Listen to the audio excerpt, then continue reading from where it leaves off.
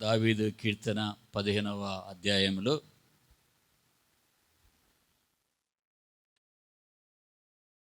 దేవుని యొక్క సన్నిధి, దేవుని యొక్క గుడారము, ఆయన పరలోకములో ఎవరు ఉంటారు అనే దాని గురించి ఇక్కడ ప్రశ్న. నీ గుడారములో అతిథిగా ఉండదగిన వాడెవడు అని ఉంది. నీ పరిశుద్ధ పర్వతం మీద నివసింపదగిన వాడెవడు? రెండు విషయాలను ఇక్కడ మనం చూస్తున్నాం. మొదటిగా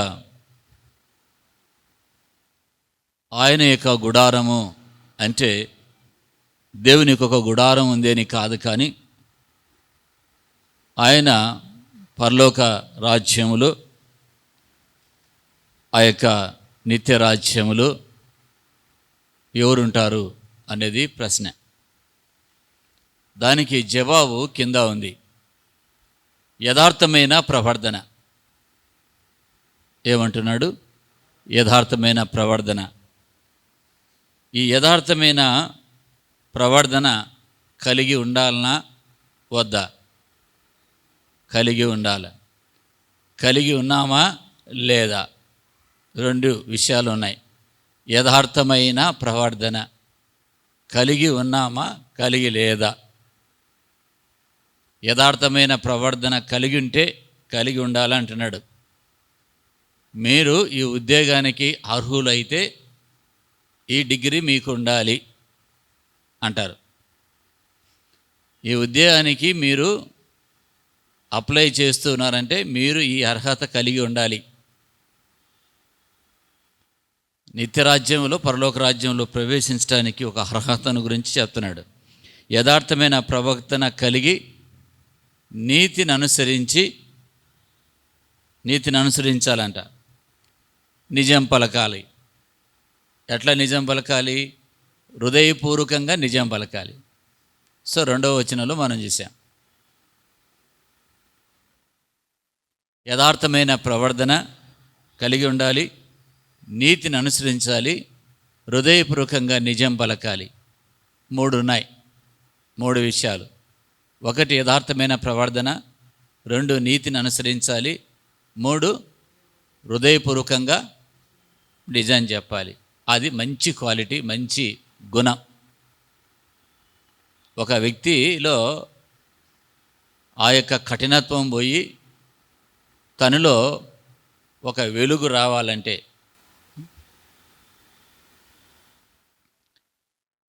అటివాడు నాలుకతో కొండెములాడడు, తన చెలికానికి కీడు చేయడు.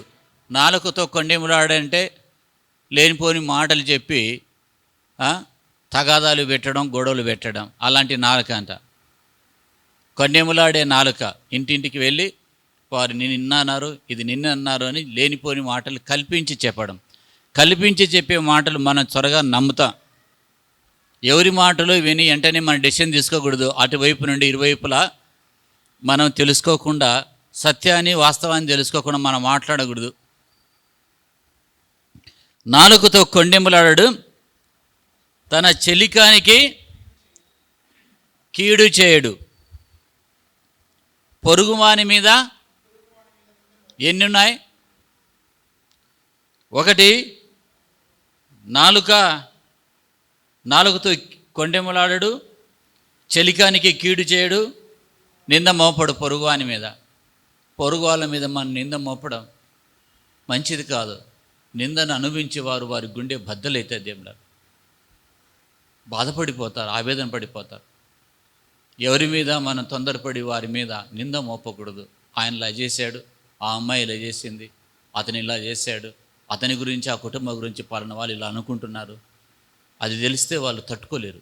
అందుకు మనం ఎవరి మీద కూడా నింద మోపడం కానీ, కీడు చేయడం కానీ, నాలుకతో కొండెములాడడం కానీ ఎప్పుడు కూడా సంఘంలో చేయడు. అది సంఘంలో వస్తే సంఘం విచ్ఛిన్నమైపోతుంది, ప్రేమ కనబడకుండా ఆవిరైపోతుంది, కుటుంబ బాంధవ్యాలు తెగిపోతాయి, కుటుంబాలు కూడా విచ్ఛిన్నమైపోతాయి, ఎవరికి కూడా ప్రయోజనం ఉండదు. అంత ప్రమాదకరమైంది నాలుక. అవసరమైతే మంచి మాటలు చెప్పి ప్రోత్సహించాలి తప్ప వారిని ఇది చేయడం అంత ప్రమాదకరమైంది. నాలుగుతో కొండెములాడడం, చెలికానికి కీడు చేయడం చేయకూడదు అని తన చెలికానికి కీడు చేయడు, పొరుగువాని మీద నింపు. 4వ వచనం, అతని దృష్టికి నీచుడు అసహ్యుడు.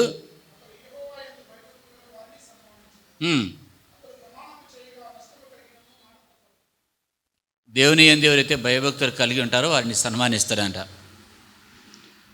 ప్రమాణం చేస్తే నష్టం కలుగుతుంది, మాట ఇచ్చాము తప్పుకోవాలన్నా, తప్పుకోవడానికి కాదు, ప్రమాణం చేసినప్పుడు నష్టం కలిగిన మాట తప్పడంట, మాట ఇస్తే తప్పడంట.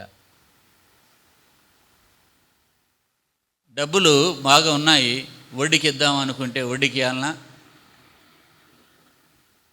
మిత్తిలికి ఇవ్వాలన్నా, మిత్తిలి తిప్పితే కొంచెం ప్రయోజనం ఉంటుందని తన ద్రవ్యం వడ్డీకేయడు. నిరపరాధిని చెరుపుటకై ఏ అపరాధం లేదు, ఏ తప్పు చేయలే, అతనికి కీడు చేయడానికి లంచం తీసుకోవడమా? లంచం తీసుకోవడంట. మంచి గుణాలు దీంట్లో ఉన్నాయా? వరుసగా రాసుకోండి ఎలా ఉన్నాయో. ఈ ప్రాక్టికల్గా మన అనుదిన జీవితంలో పెట్టుకుంటే ఎట్టుంటుంది? యథార్థమైన ప్రవర్తన 1, నీతిని అనుసరించడం 2, నిజం పలకడం 3, నాలుగుతో కొండెములాడకుండా చెలికానికి కీడు చేయకుండా 5, 6, పొరుగువారి మీద నింద మోపకుండా 7, 8 అనుకుందాం. దేవుని యందు భయభక్తులు కలిగి ఉండడం, ప్రమాణం చేస్తే దాన్ని నిలబడి ఉండడం, అలా 10 విషయాలు ఉన్నాయి కదా. నిరపరాధిని చెరుపుటకే వడ్డీకి తీసుకోకుండా ఉండడం, లంచం తీసుకోకుండా ఉండడం, వడ్డీకి ఇవ్వకుండా ఉండడం. మంచివేనా దేవుని పిల్లరా? కొంచెం చెప్పండి హల్లెలూయా, హల్లెలూయా. అంటే బైబిల్లో మనం ధ్యానిస్తున్నప్పుడు ఎప్పుడైనా మీరు గమనించండి, మీ దగ్గర పెన్నున్నా, పెన్సిల్ ఉన్నా, అందులో ఇంకి పెన్ను కాదు, ఆ పెన్ను ఉన్నప్పుడు వాక్యం చదువుతున్నప్పుడు ఆగి దాన్ని అండర్లైన్ చేసి ఇది ఏంటి నా జీవితానికి అని చూడండి. అప్పుడు మీకు బైబిల్ మీద బాగా చదవడానికి ఆసక్తి కలుగుతుంది. బైబిల్ చదివేటప్పుడు బైబిల్ ఏం చేస్తుందంటే ఎంత ఎక్కువగా చదివితే అంత ఎక్కువగా దేవుని ప్రేమను తెలుసుకుంటావు. అంత ఎక్కువగా దేవుని ప్రేమను తెలుసుకుంటావు, అంత ఎక్కువగా సైతాను యొక్క గురించి కూడా తెలుస్తుంది. సైతానుడు ఏంటి అనేది, సైతాను యొక్క స్వరూపం ఎక్కడ బయటపడుతుందంటే దేవుని వాక్యం ఎంత ఎక్కువ చదివితే అంత. కనుక దేవుని పిల్లరా, ఇలా చేస్తే పరలోక రాజ్యంలో ఉంటామంట. అంటే నీతి క్రియలు చేస్తే పరలోక రాజ్యం చేరుతామనే ఉద్దేశం కాదు. యేసుక్రీస్తు రక్తంలో కడగబడినా మనం ఇలాంటి నీతి క్రియలను మనం కలిగి ఉండాలి, నీతి క్రియలను మనం కలిగి ఉండాలి అని వాక్యం చెప్తుంది. అలాంటి సందర్భాలు వచ్చినప్పుడు ఎవరి మీదనైనా మనం మాట్లాడుతున్నప్పుడు వెంటనే ఈ వాక్యం గుర్తుకు వస్తుంది. వాక్యం మనం చదువుకోవటం వలన, ధ్యానించటం వలన అది మనకు మేలుకరంగా ఆశీర్వాదకరంగా ఉంటుంది.